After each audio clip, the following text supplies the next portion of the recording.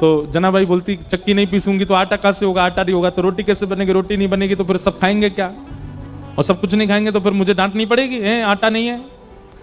तुम तो बस सुनने आ जाते हो रोज रोज यहाँ पर, मुझे तो सुबह रोटी बनानी, नामदेव जी पूरा परिवार भोजन करेगा।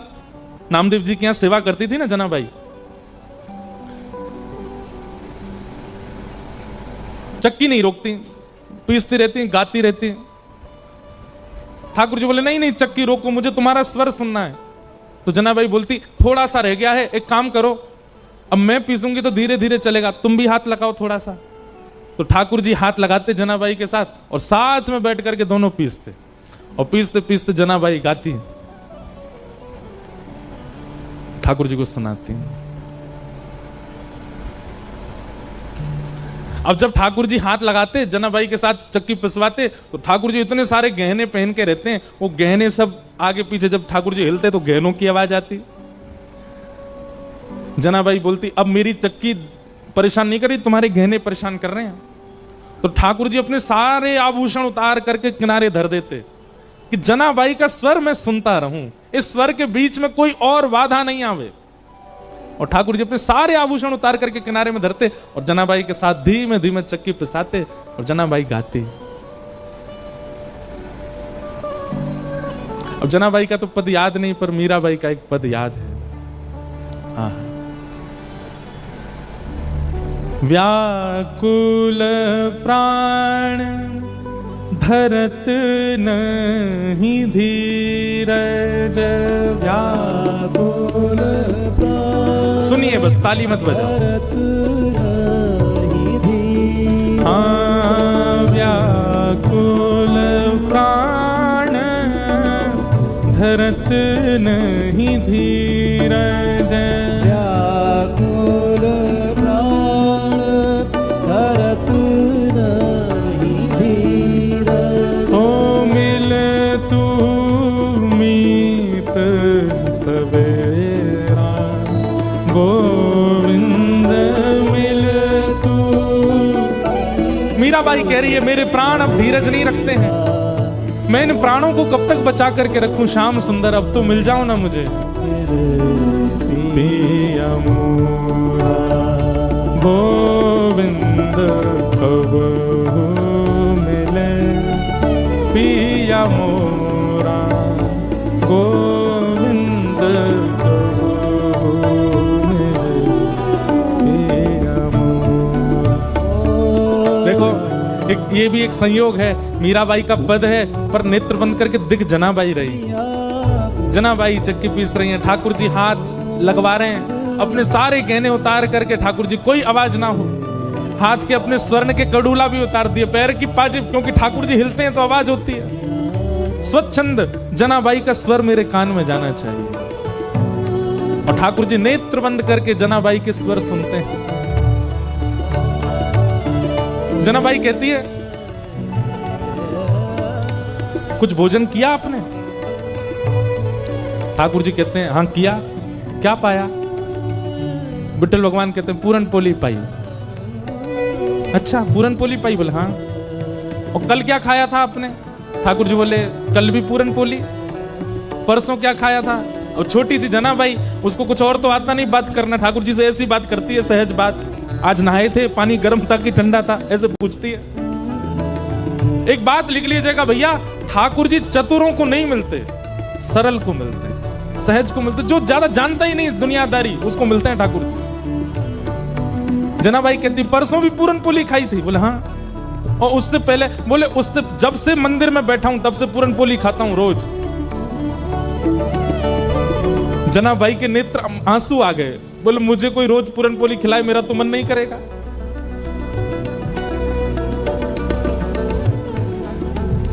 मैं कुछ बना के पवाऊं? ठाकुर जी बोले हाँ एक शर्त पे। बोले क्या? गाते गाते बनाना, मैं सुनता रहूंगा। जनाबाई ठीक है। रात्रि का समय सब सो रहे हैं और जनाबाई ठाकुर जी के साथ आनंद कर रही है। चूल्हा चेताती है धीरे से, हाथों से रोटी बनाती है, दाल रख देती है। ठाकुर जी बैठे हैं, जनाबाई का स्वर सुन रहे हैं नेत्र बंद करके। जनाबाई कहती है केवल सुनते रहोगे? थोड़ा हाथ बटाओ। ठाकुर जी बोले क्या करना है बताओ? लो सब सब्जी काटो थोड़ी सी। ठाकुर जी काट रहे अपने हाथ से, लेकिन शर्त एक ही है जनाबाई की, क्या? गाती रहे तू, मैं सुनता रहूं, मैं जानी। ठाकुर जी को इतना प्रिय है अपने भक्त का स्वर, उसके लिए ठाकुर जी कुछ भी करेंगे। इसलिए मैं कहा करता हूं, गाना प्रारंभ कीजिए, स्वर की चिंता मत कीजिए, अच्छा है बुरा है, सुरीला है बेसुरा है, गाइए। ठाकुर जी को बहुत प्रिय लगता है। कब हो मिले पिया मोरा गोविंद, कब हो मिले पिया मोरा गोविंद, कब हो मिले पिया मोरा गोविंद, कब हो मिले पिया। प्रसाद शुद्ध कर देती है जनाबाई, ठाकुर जी के आगे जब पधराती है, ठाकुर जी पाने बैठते हैं। अच्छा, पेट भरा हुआ है ठाकुर जी का, प्रसाद पाके आए मंदिर से, लेकिन जना ने बनाया है और गाते गाते बनाया है, इसलिए ठाकुर जी लोभ में पा रहे हैं। और बीच बीच में जनाबाई के कुछ मन में आ जाता है, ऐसे नहीं ऐसे पाओ, अपने हाथ से तोड़ के खुद खिलाती है और ठाकुर जी पाते हैं उसके हाथ से। ये मुक्ति में प्राप्त नहीं हो सकती स्थिति, ये तो भक्ति में ही प्राप्त होगी। मुक्ति में तो क्या होगा, वैकुंठ में एक जगह मिल जाएगी, बैठे रहो वहां पे। और भक्ति में तो जीते जी अभी इसी अवस्था में, इसी स्थिति में, इसी काल में, इसी जन्म में ठाकुर जी प्रत्यक्ष सामने आ जाएंगे और वो सब अनुभव प्रदान करेंगे जो सब भक्तों को प्राप्त होते। और बहुत अच्छा चरित्र है जनाबाई का। इसके बाद की लीला थोड़ी सी हृदय को थोड़ी पीड़ा तो देती है, पर है लीला।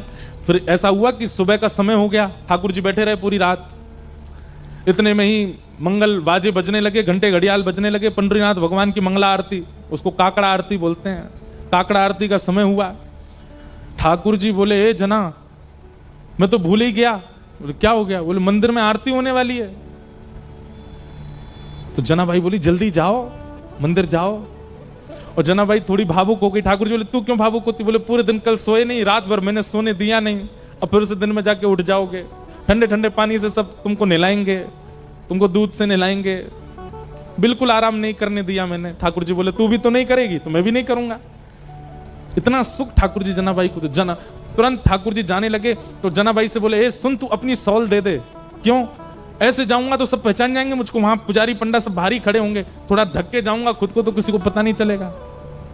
और जनाबाई की सॉल लपेट करके श्री पंडरीनाथ भगवान पहुंचे मंदिर। बाहर पंडा पुजारी खड़े थे, चुपचाप ठाकुर जी मुंह ढक ढका के भीतर घुस गए। पंडाओं ने सोचा कोई होंगे, भीतर के सेवक होंगे।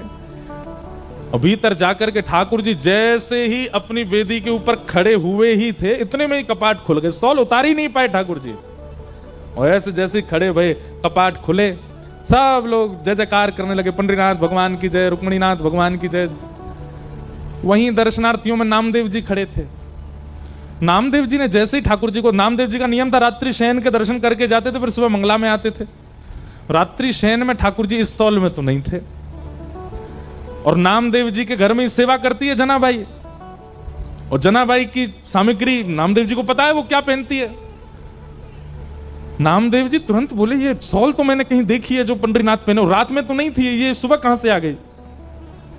नामदेव जी बोले कहां देखी कहां देखी कहां देखी। सोचते सोचते सोचते उनको याद आया, अरे ये तो हमारे घर में सेविका जना पहन के घूमती है, ये तो वही सॉल है। उसकी कढ़ाई आदि बिल्कुल वैसी थी। तो कई बार आश्चर्यचकित वस्तु दिखती है तो आप अचानक से बोल पड़ते हो, और नामदेव जी बोल पड़े, ये तो जना की सॉल है। अब नामदेव जी जितनी देर सोच रहे थे उतनी देर वैसे ही मंदिर में बड़ी भगदड़ हो गई थी। क्यों?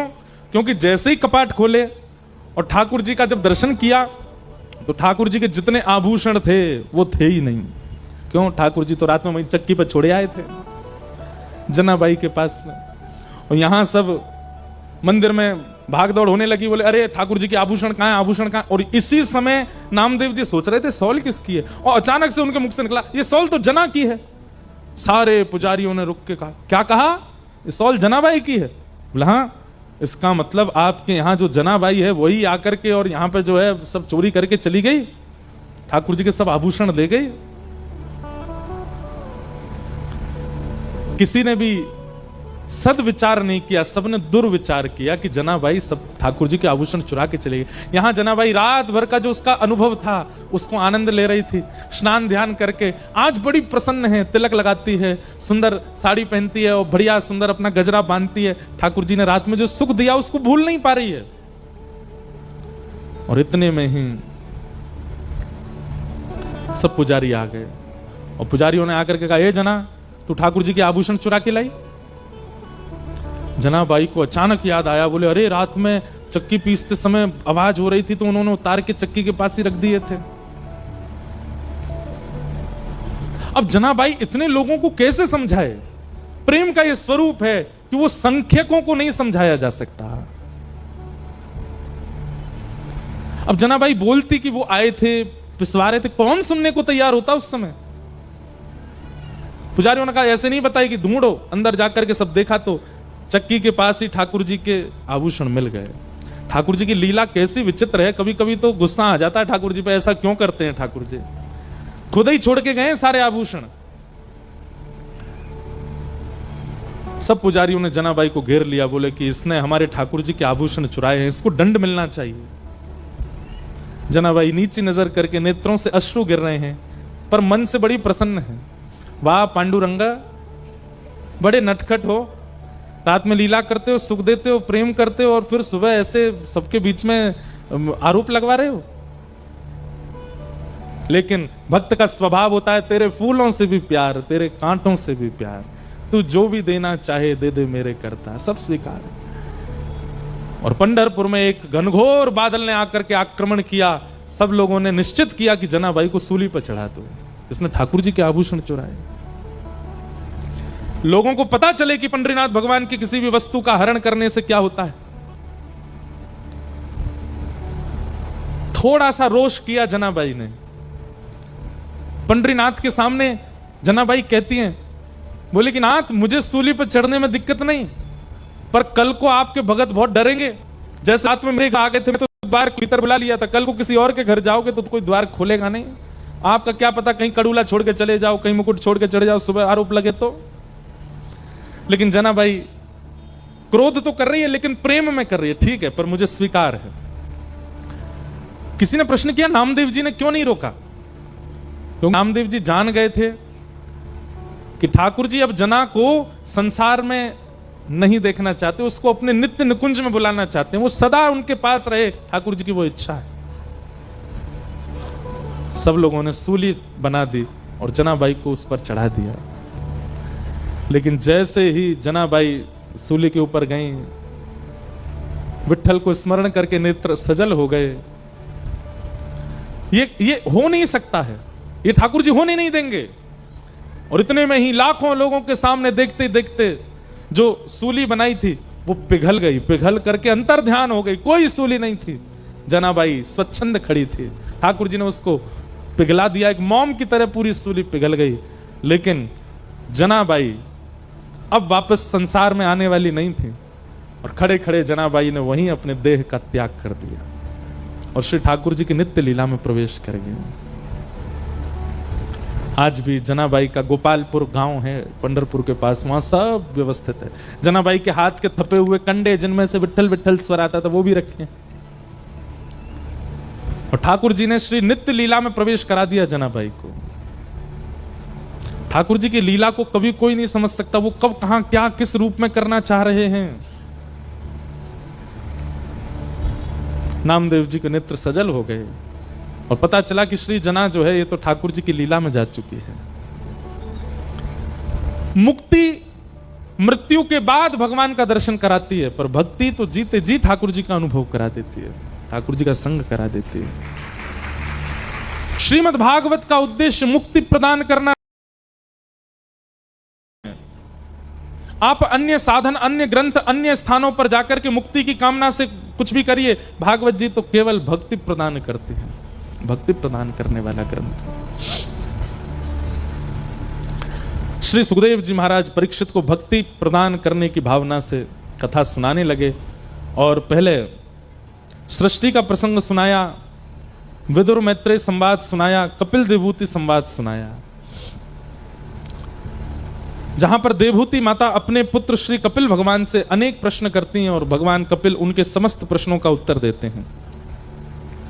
इन्हीं प्रश्नों में देवहूति माता ने भगवान से पूछा कि हे ठाकुर जी, आपके सर्वांगीण अंग में सबसे पहले कौन से अंग का दर्शन करना चाहिए? व्यक्ति जब आपका दर्शन करने के लिए मंदिर में जाए तो आपके किस अंग का दर्शन सबसे पहले करे? तब भगवान कहते हैं, संचिंतयेत् भगवतश्चरणारविंदम वज्रांकुशध्वज सरोरुहलांचनाड्यम उत्तुंग रक्त विलसन लख चक्रवाल ज्योत्स्ना विराहत महद हृदयांधकारम। बहुत ध्यानपूर्वक सुनिए। मंदिर में प्रवेश करते सबसे पहले ठाकुर जी के युगल चरणों का दर्शन करना चाहिए। ठाकुर जी चाहे कितने भी सुंदर बन के खड़े हों, कितने भी बढ़िया पोशाक पहनी हो, कितना भी मुख उनका चमक रहा हो, आप सबसे पहले नजर गाड़ के उनके चरण ही देखो। कई मंदिर ऐसे वहां चरण दर्शन नहीं होते, जैसे श्री जगन्नाथ जी, अब यहां चरण दर्शन नहीं हो रहे, तो क्या करना है? ठाकुर जी के निचले भाग को देखना है और निचले भाग में चरण का भाव रखना है, चरण की अनुभूति करनी है कि ठाकुर जी के ऐसे ऐसे चरण हैं, उन चरणों में हम प्रणाम कर रहे हैं। फिर चरणों को प्रणाम करने के बाद घुटने, फिर उसके बाद उदर, फिर वक्ष, अंत में मुख देखना चाहिए। नीचे से ऊपर ठाकुर जी का दर्शन करना चाहिए। हम क्या करते हैं? मुख ही मुख देख के निकल जाते हैं, कभी अवसर मिलता तब नीचे आके चरण आदि देख के फिर जाते हैं। नहीं, ठाकुर जी स्वयं आज्ञा कर रहे हैं कि सबसे पहले मेरे चरणों का दर्शन करना चाहिए। इसके पीछे कारण क्या? हम लोग कितने विषयों को चित्त में लेकर के गए हैं मंदिर, और ठाकुर जी के सामने जाकर के उन विषयों के सहित ठाकुर जी का दर्शन करेंगे तो ठाकुर जी चित्त में प्रतिष्ठित नहीं हो पाएंगे। हम आपसे अगर पूछें कि आप अंतिम बार पंढरपुर कब गए थे, आप कहोगे 2 महीना पहले। और अगर मैंने कहीं पूछ लिया कि 2 महीना पहले पंढरपुर जब गए थे, विट्ठल भगवान की पोशाक का वर्ण कैसा था, आपको याद नहीं होगा। क्यों? क्योंकि ठाकुर जी का वो स्वरूप आपके चित्त में प्रतिष्ठित नहीं है।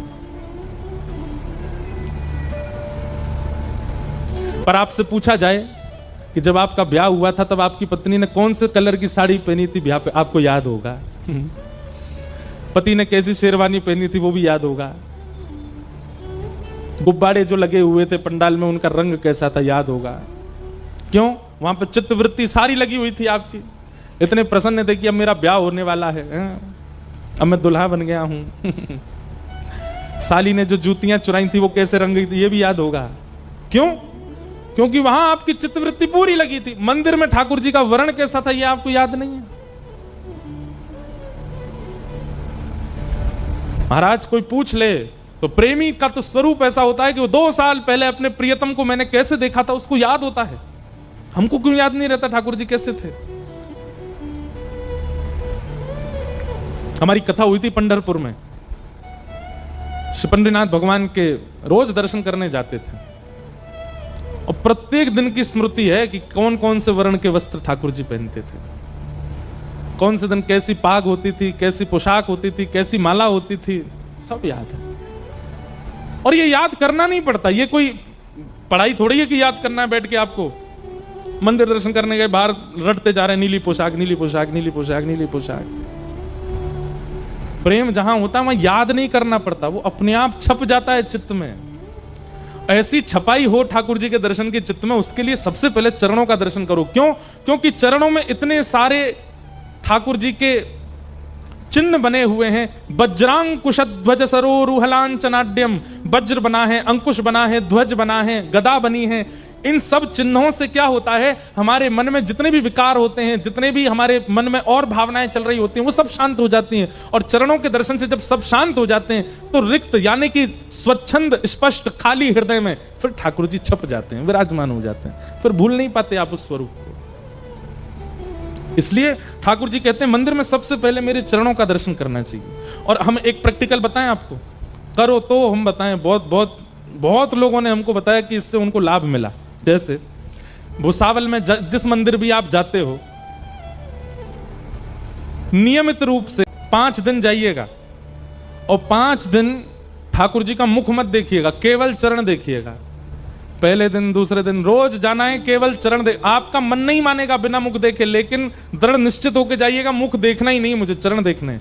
आप 5 दिन केवल चरणों का दर्शन कीजिए, 6वें दिन और या फिर 5वें दिन की रात्रि में ही स्वप्न में ठाकुर जी अपना मुख खुद दिखाने आएंगे आपको और कह देंगे, क्यों रे तू आवे मुंह देखे ना आए, मेरा मुख ना देखे, मैं ऐसो पाग पहन के बैठो रहूं, ऐसो श्रृंगार करूं, करके देख लीजिएगा।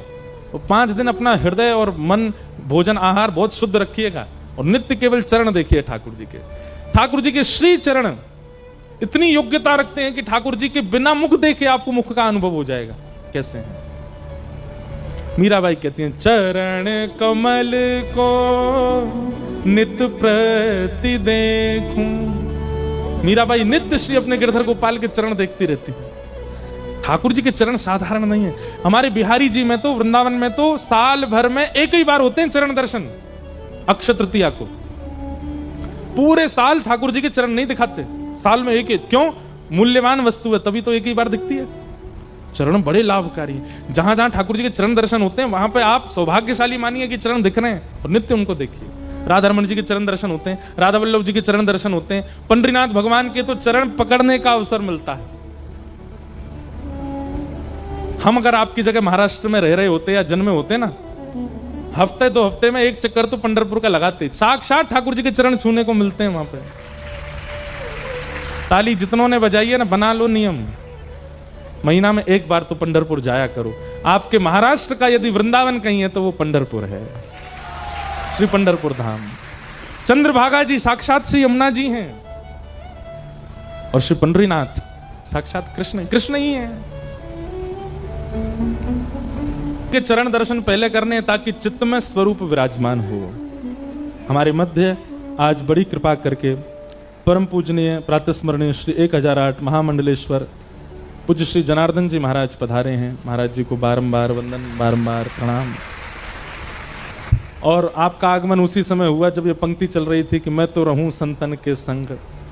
जो वाक्य चले उसी समय वो घट जाए तो समझो कि ठाकुर जी की दृष्टि है कथा के ऊपर। और फौजपुर निवासी हमारे परम पूजनीय प्रातस्मरणीय श्री 1008 महामंडलेश्वर पवन जी महाराज भी पधारे हैं। आपको भी बारंबार वंदन है, बारंबार प्रणाम है। साथ ही व्यास जी भी आए हैं, आपको भी बारंबार वंदन है।